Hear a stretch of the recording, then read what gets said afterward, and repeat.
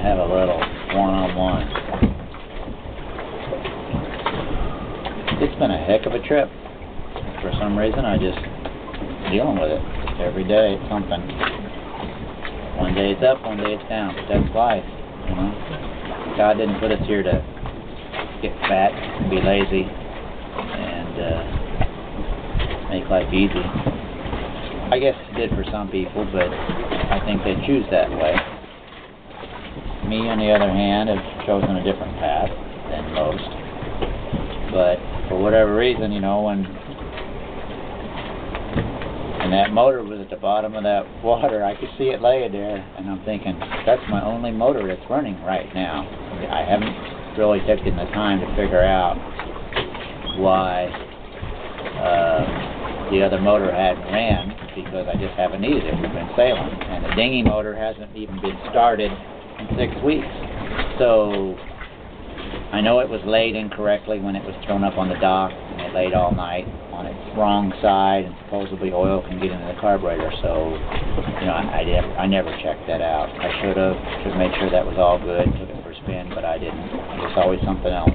Everything has priorities, and it just wasn't high enough on the priority list to get it done. I didn't think I was really going to need it until today when I wanted to set that anchor out further. I shouldn't have came over here, but you know, guys with guns tend to tell you to do stuff, you kind of say, okay. But then I felt like my boat was jeopardizing. You know, if something where they told me to park was too close to the beach, you know, it's just all about conveniencing them and putting my boat into a situation that I didn't like. And you know, I know it's just a matter of they want to be able to see the boat. Right now they can sit up on the beach and see the boat. Where I was parked, they can't see it. They got to send somebody down there special to check me out. So I did give them about a 3.5 foot barracuda, and I think they're eating that tonight. So they all seem to be pretty excited to see that. So I caught that about 8-9 miles out that way, hour and a half before I got here. Gave me a nice fight, but you know, I'm a little tired and was looking forward to this rest here today. So I left the reel in the rod holder and got him about 2/3 of the way in before I took it out. Let him wear down a little bit on that rod holder. That rod holder did it fine, no problem. So I have to remember that next time. Of course, he would have put the hurt on me if I had pulled that rod out too soon and tried to steer him away and up and all that. But pulled the boat over to the side, into the wind. She stopped, dropped the back deck down, got the rod over there and brought him right up through the deck. The only thing I didn't have was a pair of pliers, so he's got teeth like a dog. They were like 1/2 inch long, just looking like it just ripped your ankle right open if you got close to him. So I stayed away from him for about 30 minutes. Didn't want no part of it. But anyway, so I'm looking at that motor down there at the bottom, and I'm thinking, well, if I don't get that motor and see if I can't get it going, which I've never done that particular job before under this circumstances, so hopefully it will start tomorrow again. But you know, I've heard stories, listened to people, maybe have read about it in a book, but you know, I flushed the engine out, put some gas in the gas case because of this. It was just a slurry of salty, oily muck, and I just didn't want to leave any more in there than I had to. So, you know, I'm not going to run the motor a lot, hopefully an hour or two, and then I'll change out the motor oil on top. The gear oil I don't have anymore, so I had enough for one more set. It's just a wonder that I had this stuff. I just, you know, I always buy a little extra for in case something happens. But I never foreseen a motor coming off the back and being able to retrieve it. If that motor hadn't fell off when it did, and I was another 10 minutes away, it would have been in much deeper water, and I probably wouldn't have been able to retrieve it.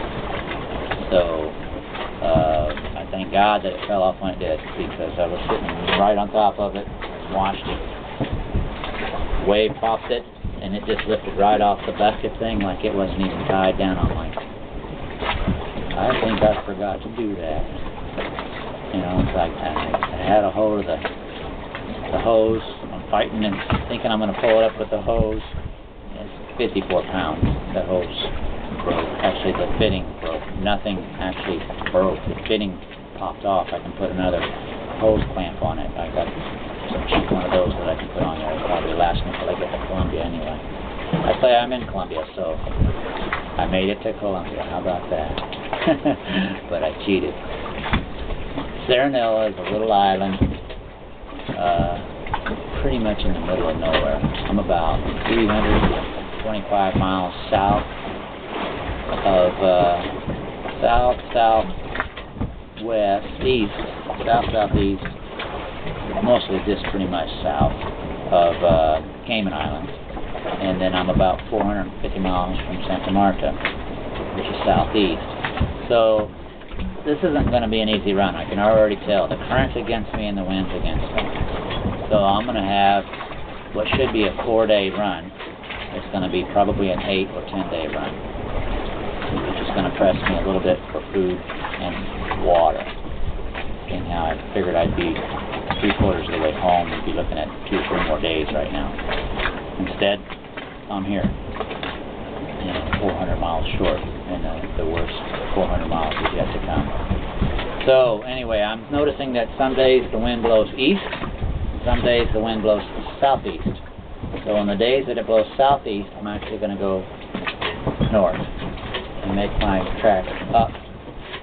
And then when it blows east, then I'm going to make my track south, and I'm going to be constantly moving in that direction. So essentially, if I got 400 miles to go by tacking, it's going to be probably at least 8. And I'm sure there's some sort of mathematical equation to that, depending on how much your boat can tack into the wind, but this thing cannot tack into the wind. I'm not hitting a very big chunk. So I'm figuring at least 800 miles to go before I'm going to get there. So that's what I'm looking at, continuing to do. And the boat's holding together. I got a one piece that needs a couple lag bolts shoved into it from upstairs here in the kitchen area, shoved down through. It's pulling from the back side. It's new damage. So actually it's not. It's the new material that didn't probably adhere very well to the old material. But it's stressing in a way, and I can pull it up. So I didn't think there was a spot there from the old damage, but maybe there was. So I'm going to try to address it now. Never really saw anything that looked like a water leak. So either it's coming in through the front hatch, 2 front hatches, because I'm busting a lot of waves over the front, not heavy waves, just froth and whatever, 5-gallon bucket thrown on the front deck every 30 minutes. Well, 5-gallon bucket, gallon of it goes down into the hose, and if it goes in there so fast, it can actually run over the trough before it actually gets out. It's not a good seal, it's not a good setup. So then it gets down into the anchor bay area. 2/3 of the anchor bay area is sealed correctly. The center of the anchor bay area I didn't have the material to do yet. I didn't think water would get in there. Well, I think water is. So I'm going to try to continue to work on stopping that. It's been 5 gallons of water in 4 or 5 days. So, but I even soak up the water, that little spits of water on the floor, because there's been a lot of holes drilled through this boat in 35 years, and some of them are spitting water up. So, I got to look to seal them. Right now I'm just screwing screws in them, and I'll back the screws out and fill them with putty once I get down to Santa Marta. So these are not major leaks, but they make your floor wet. They make everything damp. So, I don't want a sour ass again. I mean, boy, my ass is tender right now, so I got to watch what I'm doing here. I got to make sure and be easy on it. Maybe start putting a little lotion on it. I haven't done too much of that, but I do have some lotion, so anyway, I need to work on that light too. So that's kind of bringing you an update on what my game plan is and where I plan to go from here. Adios.